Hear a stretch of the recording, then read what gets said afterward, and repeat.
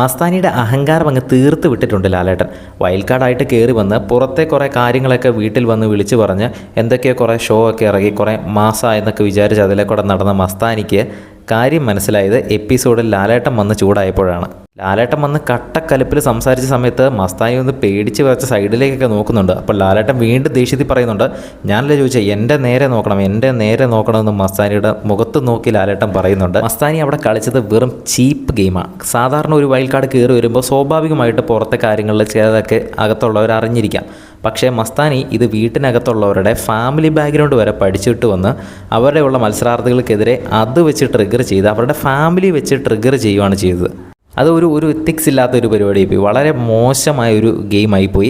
മസ്താനി വിചാരിച്ചു അത് വലിയ മാസമായി, എന്തോ ഇത് കിടിലം വൈൽഡ് കാർഡാണ് എന്ന് പുറത്തേക്കൊക്കെ എല്ലാവരും റിവ്യൂ ഒക്കെ ചെയ്ത് അല്ലെങ്കിൽ അങ്ങനെ ഒരു സംസാരം ഉണ്ടാക്കാൻ വേണ്ടി ആയിരിക്കാം അങ്ങനെയൊക്കെ ചെയ്തത്. പക്ഷേ വെറും ഷിറ്റായി പോയി എന്ന് മാത്രമേ പറയാനുള്ളൂ. നെഗറ്റീവ് എത്രയോ ഉണ്ടായിരുന്നോ അതിനൊരു ഇരട്ടി നെഗറ്റീവ് ആയെങ്കിലേ ഉള്ളൂ. അല്ലാണ്ട് മസ്താനി അവിടെ കാണിച്ചതിൽ നിന്ന് പ്രത്യേകിച്ചൊന്നും പോസിറ്റീവ് ആകാൻ പോകുന്നില്ല. എന്തായാലും ലാലേട്ടൻ അത് മുഖത്ത് നോക്കി പറഞ്ഞപ്പോൾ മസ്താനിക്ക് കാര്യം പിടികിട്ടിയിട്ടുണ്ട്. എന്തായാലും നമുക്കിനി എപ്പിസോഡ് കണ്ടു തന്നെ അറിയാം. കൂടുതൽ അപ്ഡേറ്റ്സിനായിട്ട് ചാനൽ ഒന്ന് സബ്സ്ക്രൈബ് ചെയ്യുക.